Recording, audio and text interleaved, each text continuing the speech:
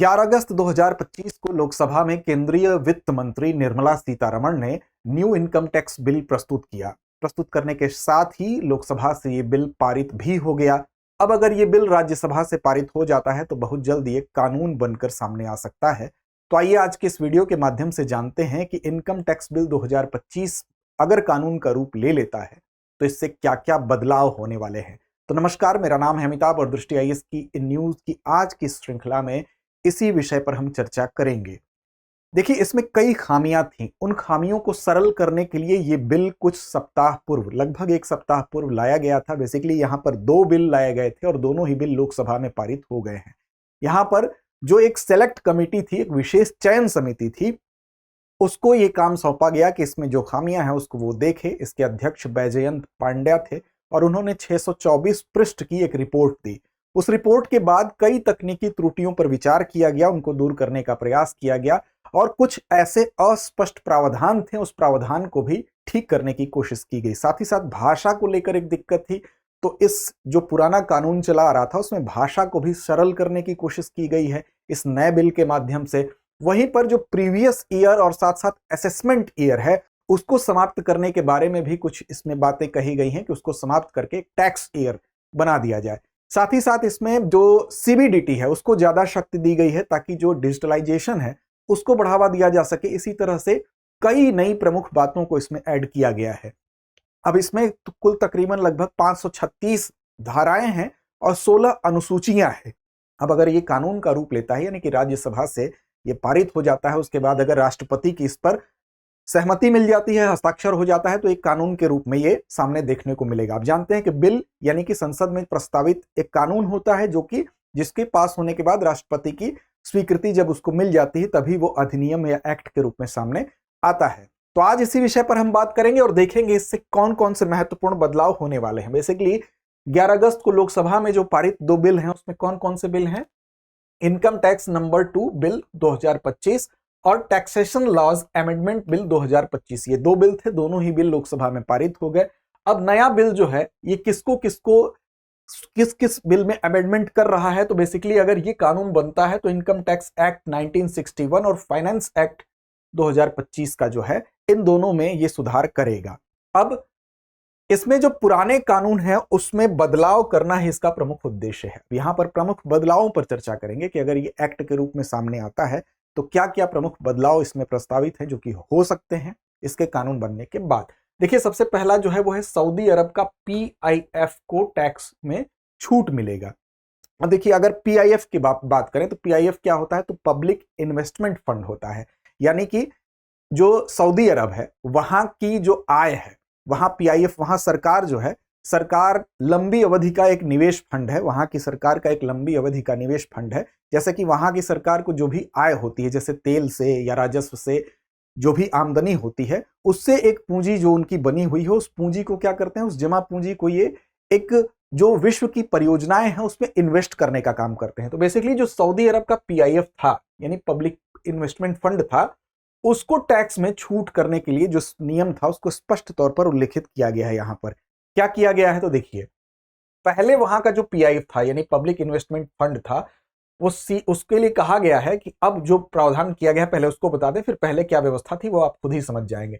तो पीआईएफ सीधे निवेश करे या अपनी होली ओन्ड सब्सिडीजरी, मतलब सब्सिडियरी जो उनकी कंपनियां हैं यानी जो उनकी स्वामित्व वाली, पूर्ण स्वामित्व वाली कंपनियां हैं। यानी कि वहां अगर पीआईएफ जो है फंड से अगर सीधे कोई इन्वेस्टमेंट इंडिया में हो रहा है या उनकी कोई पूर्ण स्वामित्व वाली जो कंपनी है उसके द्वारा जो यहां पर इन्वेस्टमेंट होगा तो उस पर किसी भी तरह का टैक्स नहीं लगेगा। कुछ शर्तें यहां पर दी गई हैं, उन शर्तों का अनुपालन अगर होगा तो यहां पर उस पर किसी भी तरह का टैक्स नहीं लगेगा। अब देखिए, पहले क्या था, उससे पहले आप समझ लें कि धारा 1023 FE इस धारा को उसमें के अंतर्गत इस बात को कहा गया है। देखिए, पहले यह था कि वहां का पीआईएफ जो इन्वेस्ट कर रहा था उस पर डायरेक्ट जो इन्वेस्टमेंट था उस पर तो टैक्स नहीं लगता था, लेकिन अगर कोई सब्सिडियरी कंपनी थी यानी कि कोई उनकी सहायक कंपनी थी वो अगर इन्वेस्ट करती थी तो ऐसी दशा में पेंच फंस जाता था क्योंकि नियम में बहुत स्पष्टता नहीं थी, कहीं स्पष्ट तौर पर यह लिखा नहीं गया था। अब यहां पर यह अगर नियम बनता है तो यहां पर साफ साफ लिखा गया कि होली ओन्ड सब्सिडियरीज जो भी होंगी उन पर टैक्स नहीं लगेगा, बशर्ते कि पूर्ण स्वामित्व वाली वो इनकी सब्सिडियरी कंपनी होनी चाहिए। तो ये स्पष्ट कर दिया गया। अब धारा जो है 10(23)FE, इसके लाभ क्या क्या है? तो इसके लाभ ये होंगे कि जो भी विदेशी निवेशक होंगे, जैसे सऊदी अरब का जो PIF इन्वेस्टमेंट यहां होगा, तो उन विदेशी निवेशकों को डिविडेंड का लाभांश भी मिलेगा, जो इंटरेस्ट है ब्याज भी मिलेगा, साथ साथ लॉन्ग टर्म कैपिटल गेन्स यानी दीर्घकालिक पूंजी लाभ पर किसी भी प्रकार का जो टैक्स है उससे छूट भी दिया जा रहा है। तो ये पहला सुधार है। इसके अंतर्गत अगर ये कानून बनता है तो ये देखने को मिलेगा। दूसरा है LLP के लिए AMT सुधार। LLP के लिए AMT सुधार को जानने से पहले ये जानना जरूरी है कि LLP है क्या। तो LLP का मतलब होता है कि लिमिटेड लायबिलिटी पार्टनरशिप। क्या होता है लिमिटेड लायबिलिटी पार्टनरशिप? तो देखिए, जब पहले तो कोई कंपनी होती है तो कंपनी को अगर कोई घाटा हो जाता है, मान लीजिए कि कोई ABCD नाम की कोई कंपनी है, ठीक है, 5-10 लाख रुपए में ये कंपनी शुरू हो रही है, लेकिन इसको घाटा हो गया कुल 20 लाख रुपयों का। तो 20 लाख रुपए जो सरकार है वो क्या करती है, वो इस कंपनी से वसूलेगी, चाहे इस कंपनी की निजी संपत्ति को बेचना ही ना पड़े, वो सरकार वसूल लेगी। लेकिन LLP क्या होता है? LLP बेसिकली ये होता है कि ये इसमें एक हम कह सकते हैं कि लिमिटेड लायबिलिटी पार्टनरशिप होता है, यानी कि ऐसा बिजनेस का स्ट्रक्चर होता है जिसमें पार्टनरशिप फर्म जैसी भी क्वालिटी होती है, पार्टनरशिप फर्म जैसी इसमें फ्लेक्सिबिलिटी होती है, और साथ साथ एक कंपनी जैसी कानूनी सुरक्षा भी इसको मिलती है। दोनों की क्वालिटी इसमें होती है। उदाहरण के रूप में आप इसको ऐसे समझिए कि मान लीजिए राहुल और नेहा दो लोग हैं, R और N दो लोग मिलकर क्या करते हैं, कंपनी बना लेते हैं। और ये लोग क्या करते हैं, इसमें राहुल ने मान लीजिए 5 लाख रुपए का इन्वेस्टमेंट कर दिया, ठीक है, निवेशक ये 5 लाख रुपए के हैं, और कल को इस कंपनी को हम कह सकते हैं कि सिर्फ कोई दिक्कत हो जाती है, कोई बात हो जाती है, तो राहुल जो है उनकी लायबिलिटी सिर्फ 5 लाख की ही रहेगी। उनसे ऐसा नहीं है कि कंपनी को 20 लाख का घाटा हो गया तो उसको वसूलने के लिए राहुल की निजी संपत्ति पर किसी तरह का असर पड़ेगा, या राहुल से हम कह सकते हैं कि किसी प्रकार की उनकी पर्सनल सेविंग्स पर इसका प्रभाव पड़ेगा। यानी कि 5 लाख की लायबिलिटी इनकी, इसमें 5 लाख के निवेशक हैं, तो इनकी जवाबदेही 5 लाख की ही रहेगी। ये होता है LLP। अब देखिए, यानी कि लिमिटेड लायबिलिटीज पार्टनरशिप, यानी लायबिलिटीज क्या है, लिमिटेड है, उसी के प्रति आपकी जवाबदेही है, उसी के प्रति आप रिस्पॉन्सिबल है जितना आप पैसा इसमें निवेश कर रहे हैं। अब यहां पर क्या था, LLPs के लिए AMT सुधार में क्या किया गया है? AMT यानी अल्टरनेटिव मिनिमम टैक्स, यानी एक न्यूनतम जो है कर वो निर्धारित किया गया था। पहले भी ये व्यवस्था थी, लेकिन पहले और व्यवस्था में अब व्यवस्था में अंतर क्या है ये देखिए। अब देखिए, LLP के लिए जो AMT पहले था सिर्फ उन्हीं पर लागू नहीं होता था जो विशेष टैक्स से छूट ले लेते थे। यानी कि अभी फिर से इसको स्पष्ट तौर पर समझिए, AMT अब सिर्फ उन्हीं LLP पर लागू होगा जिन्होंने विशेष टैक्स से छूट ले ली है, जिन पर LLP ने कोई डिडक्शन नहीं लिया है, सिर्फ सामान्य दर से उन पर टैक्स लगेगा 12.5%।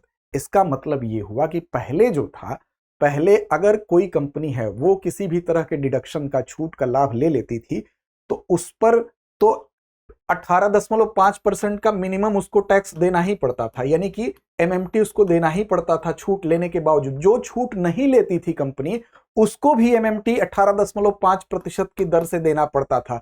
अब यहां पर यह कहा गया है कि अगर आपने छूट ली है तो आपको 18.5% की दर से मिनिमम जो MMT है, क्षमा करिएगा, AMT है, वो आपको देना पड़ेगा।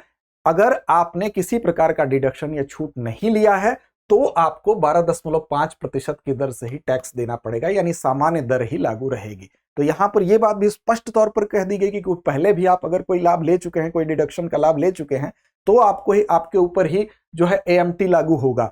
अगर आप डिडक्शन का लाभ नहीं लिए हैं तो आपके ऊपर मिनिमम दर जो है 18.5% वाली लागू नहीं होगी, बल्कि आपको एक सामान्य दर 12.5% की दर से ही टैक्स देना पड़ेगा।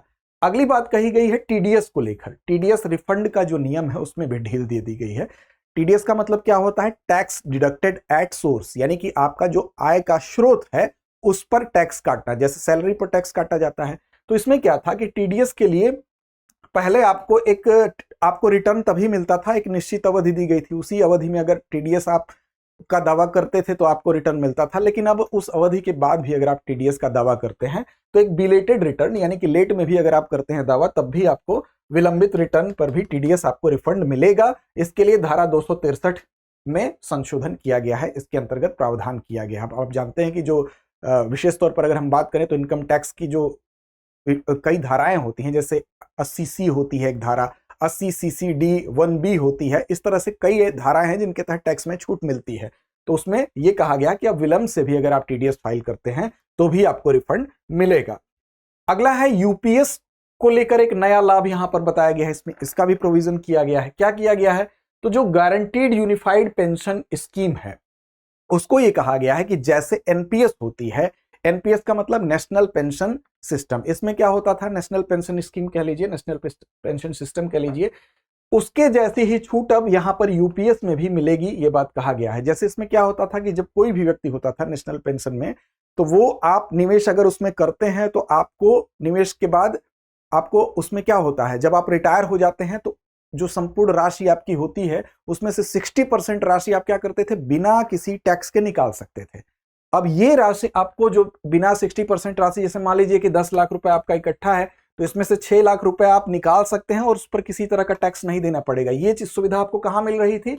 नेशनल पेंशन सिस्टम में मिल रही थी, लेकिन अब यही सुविधा आपको यूपीएस में भी मिलेगी। बाकी जो 40% होता था उस पर आप क्या करते थे, उस पर आपको उसको आप परचेज करते हैं, उस पेंशन को परचेज करना एक टर्म यूज किया जाता है। बेसिकली उसको आप जब लेते हैं तो उस पर आप जिस टैक्स स्लैब में आएंगे उसके अनुसार आपको टैक्स देना पड़ता था, लेकिन 60% राशि आप क्या कर सकते थे, निकाल सकते थे, उस पर किसी तरह का टैक्स नहीं देना होता था। तो यहां पर यही सुविधा एनपीएस वाली यूपीएस में भी कर दिया गया है, गारंटीड यूनिफाइड पेंशन स्कीम। अगर ये कानून बनता है तो ध्यान रखिएगा ये प्रोविजन सभी इसमें शामिल हैं, लागू नहीं है। अगला है ब्लॉक असेसमेंट में अप्रत्यक्ष बदलाव। अब देखिए ब्लॉक असेसमेंट क्या है, तो जब भी आयकर में, आयकर विभाग को अगर लगता है कि कहीं किसी आयकर में कहीं कोई खामी रह गई है, कहीं किसी ईयर में कोई विशेष आयकर आपने किसी धारा के तहत या किसी भी जगह छोटी आयकर की चोरी की है, तो आयकर विभाग क्या करता है, उसको अगर डाउट होता है तो उस डाउट के आधार पर वो सर्च और सीजर के बाद वो वहां पर यानी कि जाता है, छापेमारी करता है और उसके बाद वो खंगालता है आपके दस्तावेजों को, उसका असेसमेंट करता है, मूल्यांकन करता है।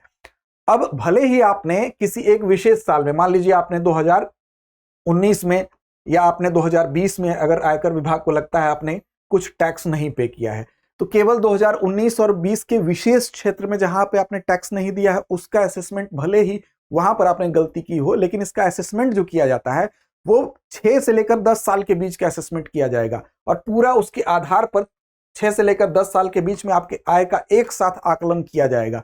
और उसके आधार पर क्या होता था, जब ये 6 से 10 साल का पीरियड होता था तो उसमें ये मान लिया जाता था कि आपने पहले भी इस तरह की गलती की होगी, तो उससे आपसे जो वसूली गई राशि होती है वो कभी कभी ज्यादा हो जाती है। तो इस चीज को, इस खामी को भी, जो ब्लॉक असेसमेंट इसको बोलते थे, इसमें इस बिल में सीधा उल्लेख तो नहीं किया गया है कि ब्लॉक असेसमेंट को लेकर कोई विशेष प्रोविजन किया गया है, लेकिन जो जो बातें इसमें कही गई हैं उसके आधार पर यह बात स्पष्ट हो जाएगी कि अगर अमुक वर्ष में अमुक जगह पर टैक्स की चोरी की गई है तो उतना ही टैक्स उस व्यक्ति को देना पड़ेगा। तो हम कह सकते हैं कि ब्लॉक असेसमेंट के लिए प्रत्यक्ष तौर पर कोई सुधार नहीं है, लेकिन अप्रत्यक्ष तौर पर कई चीजों के स्पष्ट होने से यहां भी रिलैक्सेशन देखने को मिलेगा। जैसे चूंकि एएमटी में स्पष्टता कर दी गई है कि एएमटी किस किस कंडीशन में देना होगा, तो वहां पर कोई विवाद नहीं रह जाएगा। पहले जो नियम में अस्पष्टता थी वो स्पष्ट हो गया कि अल्टरनेटिव जो मिनिमम टैक्स है वो किसको देना पड़ेगा। पहले से कोई कंपनी अगर डिडक्शन का लाभ ली है तो उसको 18.5% देना पड़ेगा, अगर कोई डिडक्शन का लाभ नहीं ली है तो 12.5% देगी। तो यहाँ कोई विवाद ही नहीं रह गया। तो उससे क्या होगा, स्पष्टता होने से, रिफंड नियम ढीले होने से विवाद घट जाएंगे। साथ ही साथ एलएलपी और अन्य संस्थाओं के लिए भी दर तय होने से पारदर्शिता बढ़ जाएगी। अब पहले एएमटी लागू है कि नहीं, इस पर भी कई बार केस चलते थे और बहुत लंबे समय तक केस चलते थे। जो आरोपी होता था वो कहता था कि हम यहाँ पर एएमटी के दायरे में आ ही नहीं रहे हैं, और आयकर विभाग का छापा पड़ता था तो वो कहता था कि फला ईयर में आपने एएमटी के दायरे में आप आए हैं, आपने नहीं उसको दिया है, नहीं पे किया है। चूंकि ये सारी चीजें नियमों की अस्पष्टता की वजह से थी, भाषा में कठिनता की वजह से थी, इन चीजों को दूर किया गया है यहाँ पर। इसमें अगर ये कानून बनता है, एक्ट बनता है, तो ये प्रोविजंस सरल होंगे और नियमों में स्पष्टता की वजह से कई चीजें आसान हो सकती हैं। अब देखिए इसका प्रभाव क्या होगा। प्रभाव ये होगा कि एक तो देखिए विदेशी निवेश में तेजी आएगी, क्योंकि जो नियम में अस्पष्टता थी, कई बार डायरेक्ट निवेश अगर कर रही है कहीं की कंपनी, तो उसमें क्या होता था, जो पीआईएफ है सरकार, यानी कि जो पब्लिक इन्वेस्टमेंट फंड है, मान लीजिए सऊदी अरब का ही एग्जांपल आप ले लीजिए, तो वो सरकार लंबी अवधि का अगर निवेश यहाँ करना चाहती है तो डायरेक्ट कर रही थी तो ठीक है, लेकिन सब्सिडियरी कंपनी अगर करती थी तो नियमों में पेंच की वजह से उसमें दुविधा थी। अब नियम स्पष्ट होने से क्या होगा, पीआईएफ जैसी संस्थाएं अब निवेश में क्या होंगी, सहज होंगी, जिससे विशेष तौर पर अगर हम देखें तो एनर्जी सेक्टर देख लीजिए, इंफ्रास्ट्रक्चर देख लीजिए, उसमें इन्वेस्टमेंट बढ़ने की पूरी संभावना होगी। साथ ही साथ सेवानिवृत्ति योजना में भी बढ़ोतरी होगी। यूपीएस जैसे टैक्स लाभ से जो औपचारिक पेंशन योजना है उसकी लोकप्रियता जो है वो बढ़ेगी।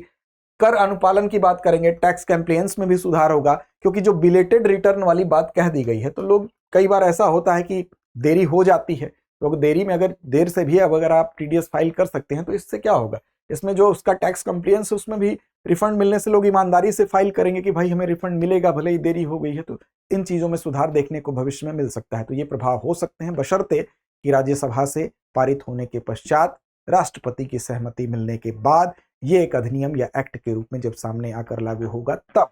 फिलहाल ये इसमें प्रोविजंस हैं जिस पर चर्चा यहां पर करना स्वाभाविक था और विवादों में कमी इसकी वजह से आएगी, जो आपको बात बताई जा चुकी है। आगे बढ़ेंगे उससे पहले आपको बता दें कि दृष्टि आईएएस की तरफ से फ्रीडम सेल के अंतर्गत आपको मिल रही है बड़ी छूट। ये छूट है 50% तक। कहां मिलेगी छूट? तो दृष्टि लर्निंग ऐप पर उपलब्ध सभी online pen drive course test series पर 50% तक की छूट है। साथ ही बुक्स डीएलपी पर 25% की छूट है। इसके लिए दृष्टि लर्निंग ऐप आपको डाउनलोड करना होगा, 8750187501 पर कॉल करना होगा। साथ ही साथ डेट याद रखें, केवल 14 अगस्त तक आप इस छूट का लाभ ले सकते हैं, तो देरी ना करें। अंत में चलते हैं अभ्यास प्रश्न की तरफ। अभ्यास प्रश्न है कि सामान्य स्थिति में ब्लॉक असेसमेंट में कितने साल की आय का आकलन होता है? 3 साल, 5 साल, 6 साल, कभी कभी 10 साल या 12 साल। तो इनमें से सही विकल्प का चयन कीजिए और जवाब अपना कमेंट बॉक्स में दीजिए। लड़ते रहिए, अपने लक्ष्य की ओर बढ़ते रहिए। डियर व्यूअर्स, अपने एग्जाम की तैयारी को और बेहतर करने के लिए हमारे चैनल को लाइक, शेयर और सब्सक्राइब करना न भूलें।